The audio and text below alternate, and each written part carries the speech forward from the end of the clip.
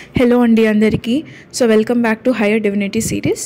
ఇప్పటిదాకా మనము మనం మేనిఫెస్ట్ చేసుకున్న ప్రతిసారి కూడా మన గతం ఏ విధంగా మారుతుంది అన్నది మనం తెలుసుకున్నాము. అంటే మన ప్రస్తుత క్షణంలో ఉన్నప్పుడు మన ఫ్యూచర్ని ఏదైతే నిర్ధారిస్తున్నామో, ఏదైతే వస్తుందో మన ఫ్యూచర్, ఆ ఫ్యూచర్ వెళ్ళి మన పాస్ట్ని ఏ విధంగా మారుస్తుంది, లేదా మన గతం ఏదైతే ఉందో, ఈ పాస్ట్ ఏదైతే ఉందో ఏ విధంగా మన భవిష్యత్తుకి తోడ్పడుతుంది, ఏ విధంగా అది సహాయం చేస్తుంది, ఇవన్నీ మనం తెలుసుకున్నాం కదా. సో ఇప్పుడు మనం ఇంకా డీటెయిల్గా ఏం తెలుసుకుందామంటే, ఏ విధంగా మనము మన గతాన్ని, మన భవిష్యత్తుని రెండింటిని మార్చొచ్చు అన్నది.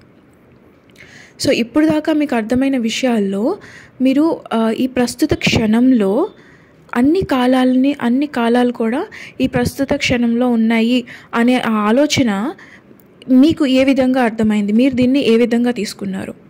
ఎందుకంటే మనం ఇప్పుడు ప్రస్తుత క్షణంలో ఉంటే ఏమవుతుంది, మన ఫ్యూచర్, మన భవిష్యత్తు అనేది మారుతుందని చెప్తున్నాము. అండ్ అలాగే మన గతం కూడా మారుతుంది. అంటే గతం అంతా ఎక్కడో లేదు, ఇప్పుడు ఈ క్షణంలోనే ఉంది, అది మారుతుంది. దీనిని మీరు ఎలా తీసుకున్నారు అన్నది చాలా చాలా ముఖ్యం అన్నమాట. అసలు మీకు ఎలా అర్థమైంది ఇది అన్నది. అంటే ఇంతకు ముందు వరకు మనం చాలా వరకు గతం అనేది ఒకసారి ఎప్పుడో జరిగిపోయింది, దానిని అసలు మనం మార్చలేము అనే నమ్మకాన్ని చాలా దృఢంగా నమ్ముకుంటూ వస్తూ ఉన్నామన్నమాట. అది చాలా గాఢంగా ఉండిపోయింది మన లోపల. అండ్ ఓ విధంగా చెప్పాలంటే మనం చేతులు పైకెత్తేసి కూర్చున్నాం, నా గతంలో నేను ఇది, సో నా ఫ్యూచర్ ఇలాగే ఉంటుంది, లేదని దీన్ని అంగీకరించేసాం. మనం ఓ విధంగా చెప్పాలంటే ఏంటంటే, చాలా బ్లైండ్గా మనం యాక్సెప్ట్ చేసేసాం. ఒక ప్రశ్న కూడా దాన్ని అడగకుండా, ఇది నిజమా, దీన్ని ఏ విధంగా అయినా చేంజ్ చేయవచ్చా, లేకపోతే ఇంకేదైనా దారి ఉందా ఈ గతాన్ని మార్చడానికి, లేకపోతే అసలు ఇది మార్పు అన్నది సాధ్యమేనా అన్న ఒక్క క్వశ్చన్ కూడా మనం అడగకుండా, ఒక ప్రశ్న కూడా దాన్ని ఇంకేమీ ప్రశ్నించకుండా గతం అన్నది మారదు అనేది చాలా గుడ్డిగా నమ్మేసుకుంటూ వచ్చామన్నమాట.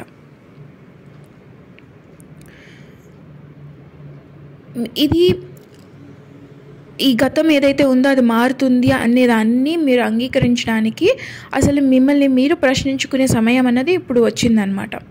కానీ దానికి ఏంటంటే భయపడకూడదు. ఈ సిచ్యువేషన్ ఏదైతే ఉందో, ఇప్పుడు ఈ ప్రాంగణంలో మనము తెలుసుకుంటున్నాం కదా, ఈ స్థితిలో మనం భయపడకూడదు, చాలా తక్కువగా ఫీల్ అవ్వకూడదు అనమాట. ఇప్పటికన్నా మనకు తెలిసింది కదా, గతం అన్నది, భవిష్యత్ అన్నది ప్రతిదీ ఈ క్షణంలో నుంచే మనం మార్చుకోవచ్చు అనేసి. సో దానికి ఏ విధమైన సిగ్గుపడాల్సిన అవసరం కూడా లేదనమాట.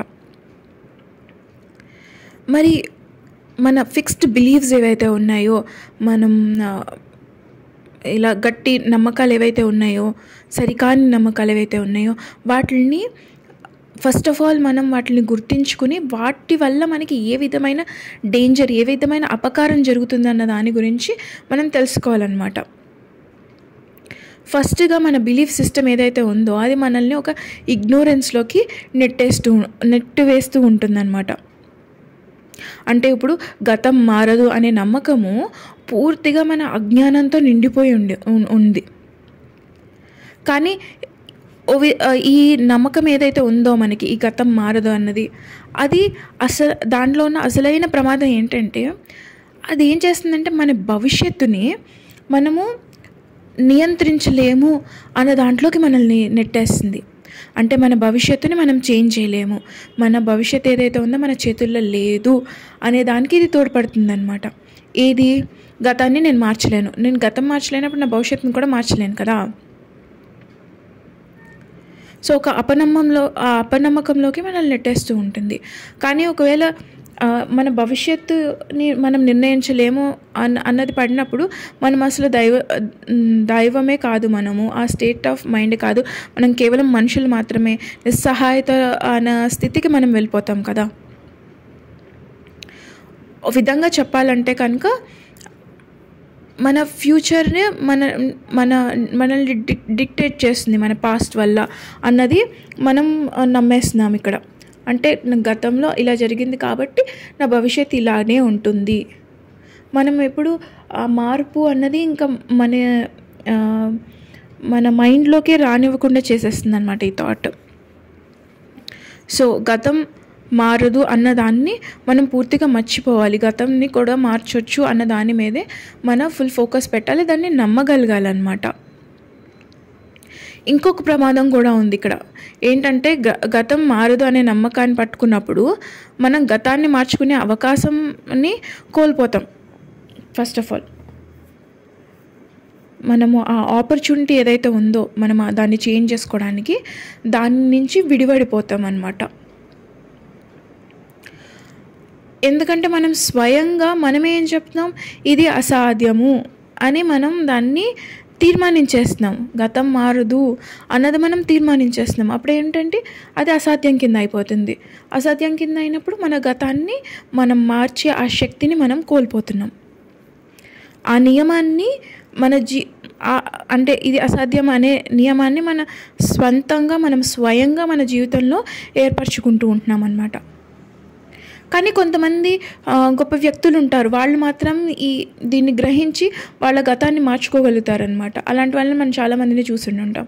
అప్పుడేమనుకుంటాం, ఓహో ఆహా నువ్వు చాలా గొప్ప అది ఇది అని అనుకుంటాం. అవును, వాళ్ళు గొప్పే, ఎందుకంటే వాళ్ళు గతాన్ని మార్చొచ్చు.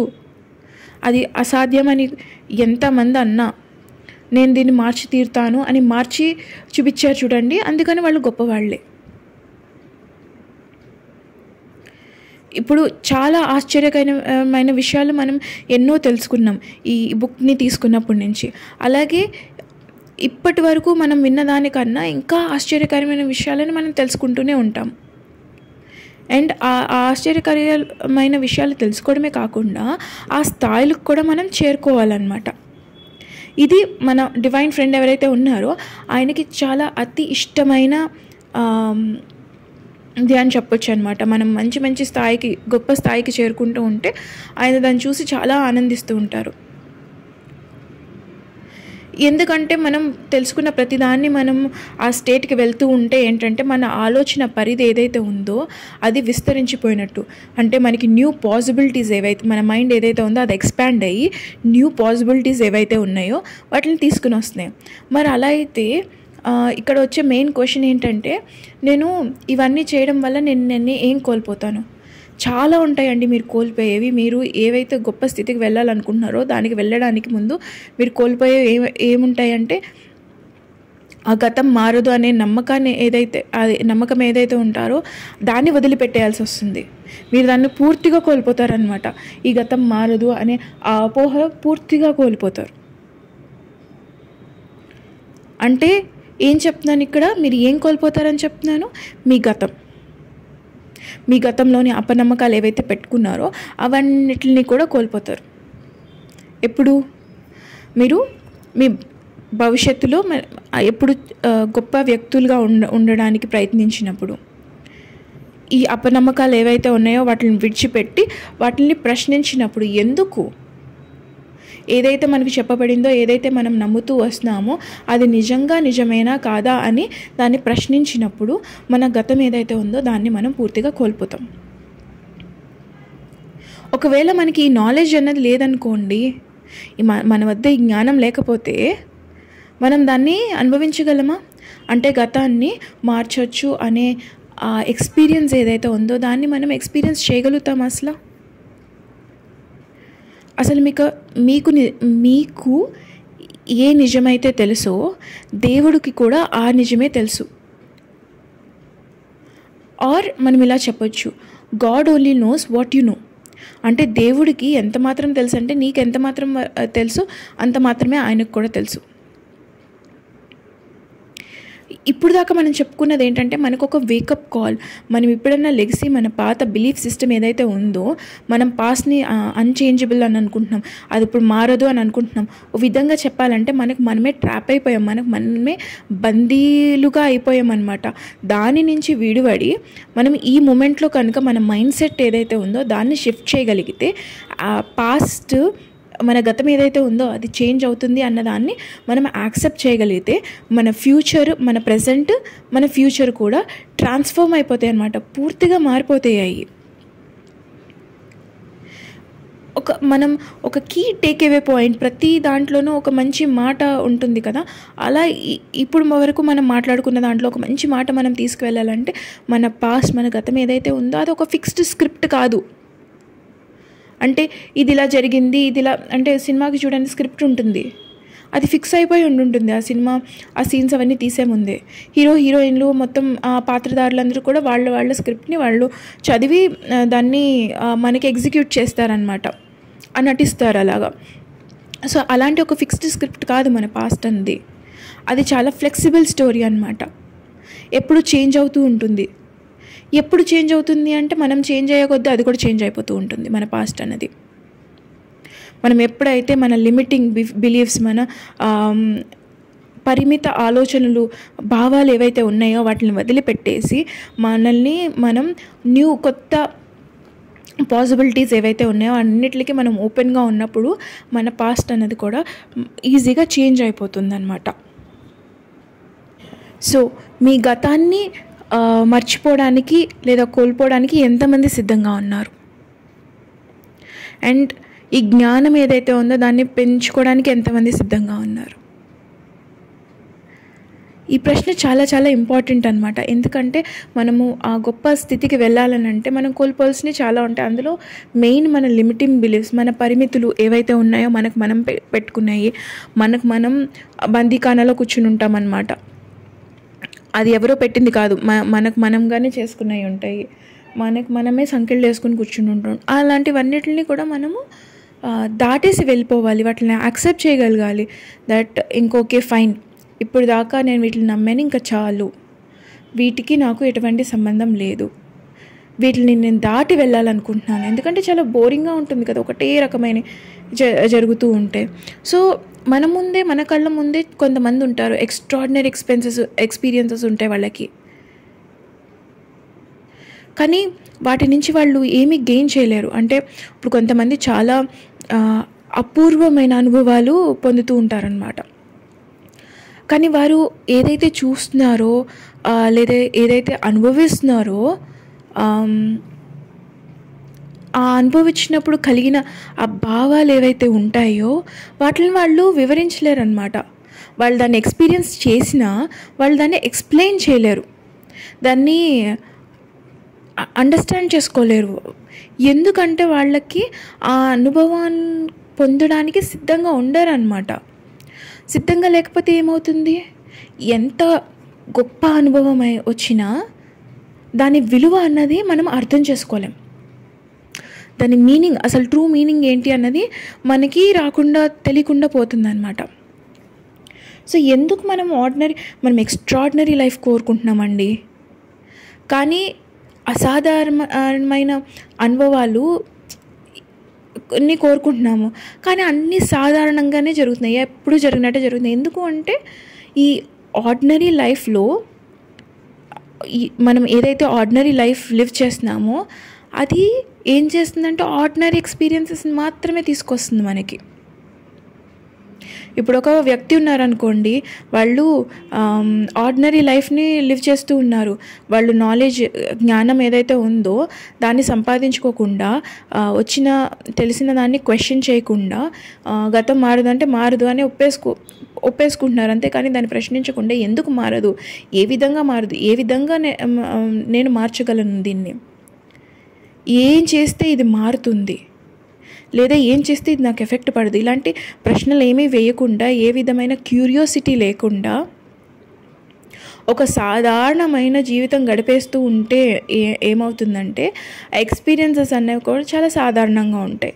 అప్పుడు ఏమవుతుంది, ఎక్స్ట్రాడినరీ అన్నది ఎవరికి ఇవ్వబడుతుంది, వాళ్ళ కంఫర్ట్ జోన్ నుంచి ఎవరైతే బయటకు వస్తారో, ఎవరైతే లేదు నేను ఇంకా ఇన్ డెప్త్ వెళ్ళి అసలైన నిజం ఏమిటి అన్నది తెలుసుకోవాలని అనుకుంటున్నాను అని ముందరికి వెళ్తారో వాళ్ళకి అసాధారణమైన ఎక్స్ట్రాడినరీ ఎక్స్పీరియన్సెస్ అన్నీ వస్తాయి అన్నమాట. మిగిలిన వాళ్ళందరికీ ఏంటంటే సాధారణంగా ఉండిపోతాయి. అంటే సాధారణంగా అసాధారణమైన అనుభవాలు ఏవైతే ఉన్నాయో సాధారణమైన జీవితాన్ని గడిపే వాళ్ళకి కలగవు. ఎందుకు అంటే సాధారణ జీవితానికి ఎప్పుడూ సాధారణ అనుభవాలే ఎదురవుతూ ఉంటాయి. ఎందుకంటే మనం ఎప్పుడూ కూడా ఆ కంఫర్ట్ జోన్ని వదిలేసి మనం గతం వదిలేయమంటే ఎంత బాధో మనకి. ఇది నిజం. ఒకరోజు చేస్తాము, మళ్ళీ నెక్స్ట్ డే నుంచి మళ్ళీ సరా మామూలే అన్నట్టు తయారవుతాము. దేనికోసమైతే మనము దాన్ని మొదలు పెట్టామో దాని పని మర్చిపోయి సాధారణంగా బతికేస్తూ ఉంటాము. మళ్ళీ ఎప్పటికో గుర్తొస్తుంది మనకి, అయ్యో అందరికీ అయింది నాకెందుకు అవ్వలేదే అని అనుకుంటూ ఉంటాం. ఎందుకంటే యువర్ ఎ లేజీ ఫెలో. మీరు బద్ధకస్తులు కాబట్టి, లేదా మీకు జ్ఞానం తెలిసినా దాన్ని ఉపయోగించుకోలేదు, సరిగా ఉపయోగించుకోలేదు కాబట్టి, సరిగా దాని మీద కృషి చేయలేదు కాబట్టి, ఏవైతే సరికానివో వాటిని ఇంకా పెంచి పోషిస్తూ ఉన్నారు కాబట్టి. సో ఇప్పుడు మనము పాయింట్ 0 గురించి మాట్లాడుకున్నాం. ఈ సృష్టి అంతా మొదలైంది కూడా ఆ పాయింట్ 0 నుంచే కదా. ఆ వాయిడ్ ఏదైతే ఉందో అది కాంటెంప్లేట్ అయ్యి, ఆ ఖాళీదనం ఏదైతే ఉందో తనను తాను అది పరిశీలించుకుని ఏదో ఒక దాన్ని క్రియేట్ చేసింది. ఇప్పుడు ఆకాశంలోకి చూడండి, శూన్యం కనిపిస్తుంది. అది ఎంత లెక్క ఆకాశం ఉందో ఎవరికీ తెలియదు. అసలు మనమందరం ఎక్కడి నుంచి వచ్చాము? భగవంతుడు వచ్చాడంటే ఆ భగవంతుడు ఎక్కడి నుంచి వచ్చాడు అంటే ఏదో ఒక తెలియని ఖాళీతనం ఉంది. ఆ ఖాళీతనం ఏం చేసింది? అది ఖాళీతనాన్ని బోరు ఫీల్ అయ్యో ఏమో మరి, తనని తాను తెలుసుకోవాలని ఏదో ఒక చిన్న అణువుని క్రియేట్ చేసి ఉంటుంది. ఆ అణువు దేవుడి కింద అయి ఉంటారు. ఆ దేవుడి నుంచి మన అందరు దేవుళ్ళు క్రియేట్ అయి ఉంటారు. సో ఆ పాయింట్ 0 ఏదైతే ఉందో అది కాంటెంప్లేట్ అవ్వింది కదా, అదే ఆ ప్రాథమిక లా అన్నమాట. ఒక క్రియేషన్, ఈ క్రియేషన్కి ఎక్కడి నుంచి వచ్చింది అని అంటే ప్రతిదీ కూడా ఒక డీప్ థింకింగ్, ఒక అవేర్నెస్ నుంచి వచ్చింది. ఆ ఖాళీతనం ఆలోచించి ఉంటుంది కదా, నేను ఇలా ఖాళీగా కాకుండా, నేను ఏది కాకుండా ఉండే కన్నా ఏదైనా అయితే ఏమవుతుందో అన్నది ఆలోచించి ఉంటుంది. అందుకని ఏదైనా అయ్యి చూపించింది మనకి. అంటే పాయింట్ 0 ఎలా ఏర్పడిందంటే ఆ శూన్యం, ఆ ఖాళీతనం ఏదైతే ఉందో తనను తాను పరిశీలించుకుంది. అంటే ఆలోచన చేయడం, ఏదో ఆలోచన చేసింది. ఆ ఆలోచన నుంచి సృష్టిలో ఆ ప్రాథమిక నియమం అన్నమాట. ఆలోచనే సృష్టికి ప్రాథమిక నియమం కింద ఉంటుంది, ఒక లా అది. సో ఆలోచనలో నుంచి ఆ సృష్టి అన్నది, మొత్తం సృష్టి అన్నది పుట్టుకొచ్చింది. ఒకవేళ ఆలోచన లేకపోతే ఏమయ్యేది? ఆలోచన లేకుండా ఏది ఉనికి అన్నది పొందదు కదా. ఒకవేళ గాడ్ ఎవరైతే ఉన్నారో వాళ్ళు కాంటెంప్లేషన్ ద్వారా వచ్చారు అని అనుకోండి, అప్పుడు ఏంటికి మనకు తాళం చెవి ఏంటి? కాంటెంప్లేషన్. ఆ కాంటెంప్లేషనే మనకి ఒక ఎక్స్పాన్షన్కి మనకు పాయింట్ అవ్వాలి. ఇప్పుడు ఒకవేళ మనం ఒప్పుకున్నాం అనుకోండి, ఈ ఖాళీతనం లేదా ఈ శూన్యం ఏదైతే ఉందో, ఆ ఎంప్టీనెస్ ఏదైతే ఉందో అదే అన్నిటినీ క్రియేట్ చేసింది. ఏ విధంగా క్రియేట్ చేసింది?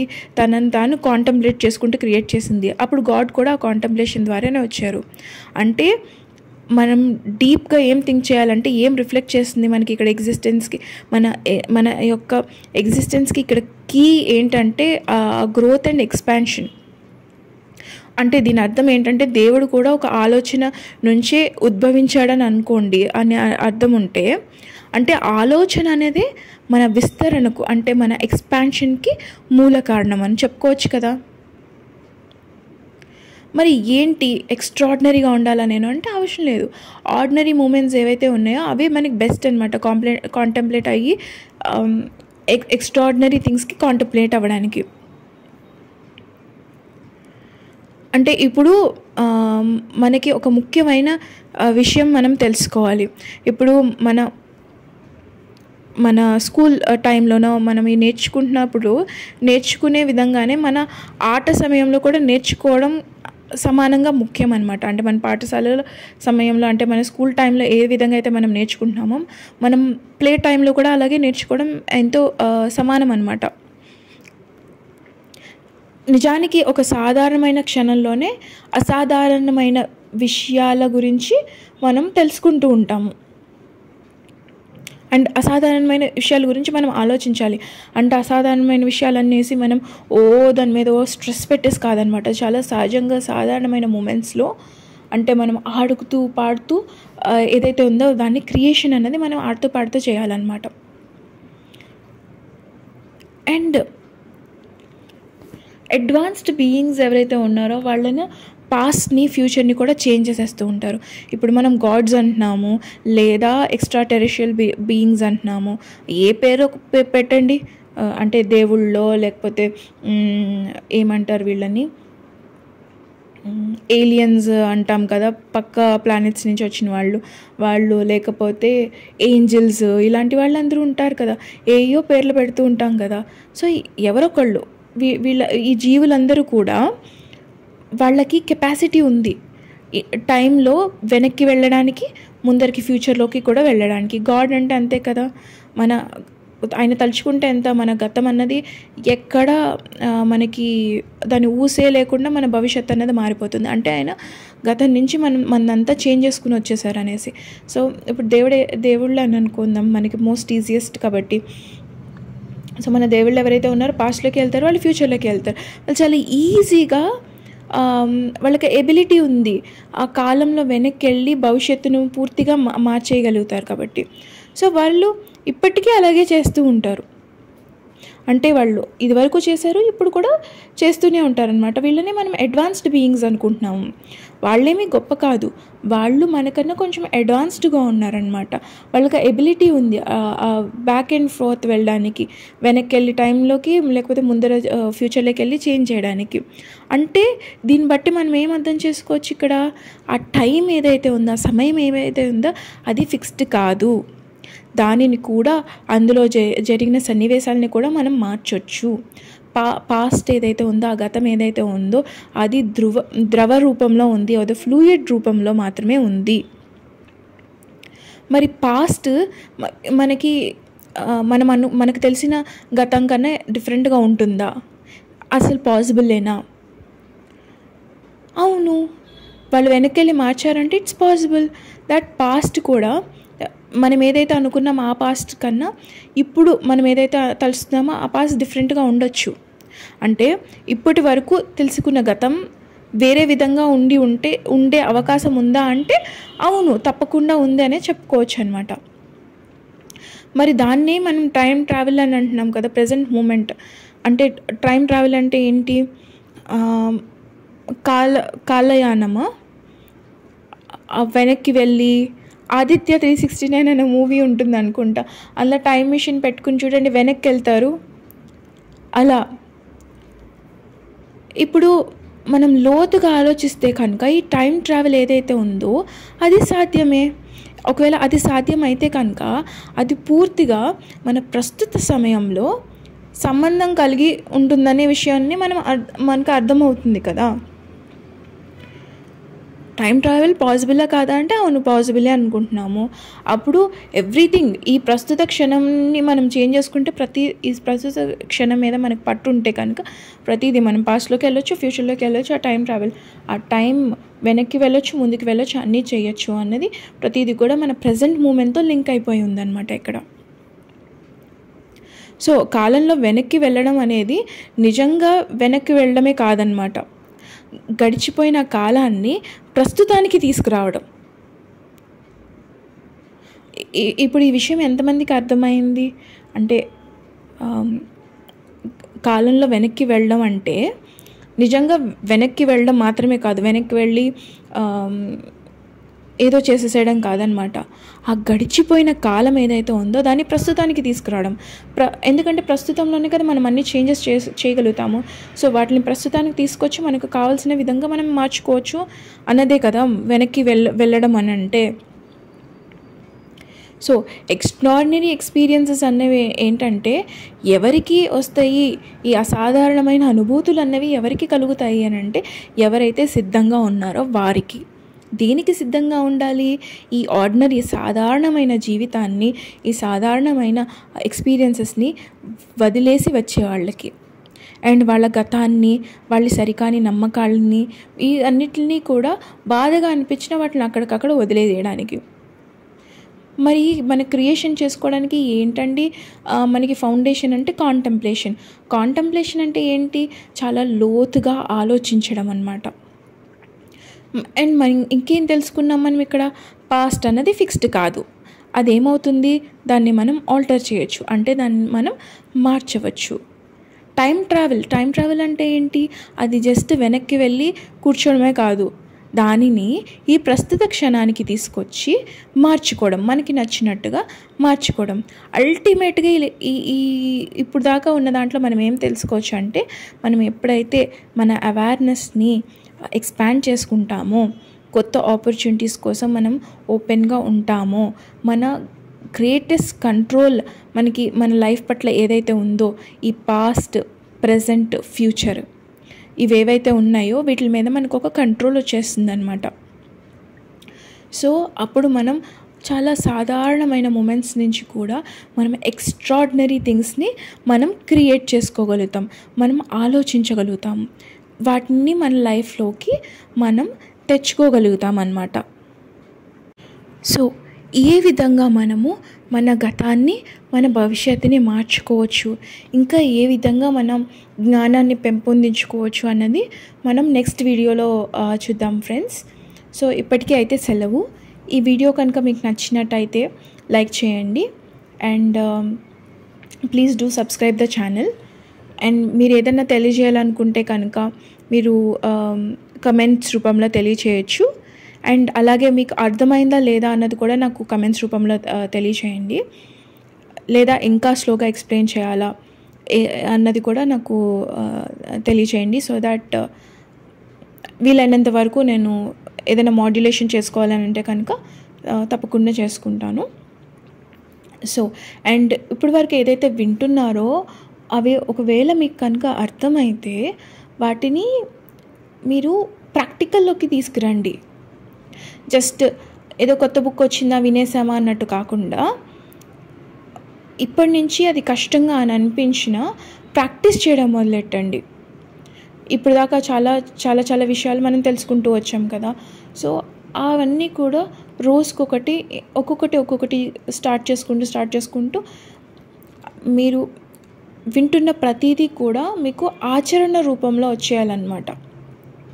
అలా రాకపోతే ఏమవుతుందంటే వింటూనే ఉంటాము, మనం ఆర్డినరీ ఈరోజు మనం తెలుసుకున్నట్టుగా సాధారణంగా అలా జీవించేస్తూ ఉంటాము. సో ఎప్పటికీ మనం ఎక్స్ట్రాడినరీ సెల్ఫ్లోకి వెళ్ళమన్నమాట. అడ్వాన్స్డ్ బీయింగ్స్ కింద మనం ఉండము, ఎప్పుడు కూడా చాలా నార్మల్ హ్యూమన్ బీయింగ్స్ లాగే ఉండిపోతాము. సో ఆ దేవుడు మనము ఒకటే అన్నప్పుడు ఆ దేవుడి స్థితికి మనం ఎదగాలి కదా. ఆ ఎదగడానికి కొంచెమన్నా మనం కృషి చేయాలి కదా. సో ఆ కృషి ఏంటంటే మనం ఏదైతే తెలుసుకుంటున్నామో, మనకి ఏదైతే అవగతం అవుతుందో, మనకి ఏదైతే అర్థమవుతుందో దానిని ఆచరణలో పెట్టడం అన్నమాట. కష్టం అనిపించినా పెట్టండి, పోయేదేం లేదు కదా, వచ్చేదే ఉంటుంది, పోయేదేమీ ఉండదు. సో వీలైనంత వరకు ప్రాక్టీస్ చేయండి. అండ్ మీలో ఏదైనా మార్పు వచ్చినా, మీరు ఏదైనా పాజిటివ్గా ఫార్వర్డ్ మూవ్ అయినా సరే, అది ప్రతిదీ కూడా వీలైనంత వరకు నాకు కూడా షేర్ చేయండి. అది ఒక హ్యాపీనెస్ని తీసుకొస్తుంది నాకు కూడా. సో నెక్స్ట్ వీడియోలో మళ్ళీ కలుద్దాము. So thank you and stay blessed. Thank you.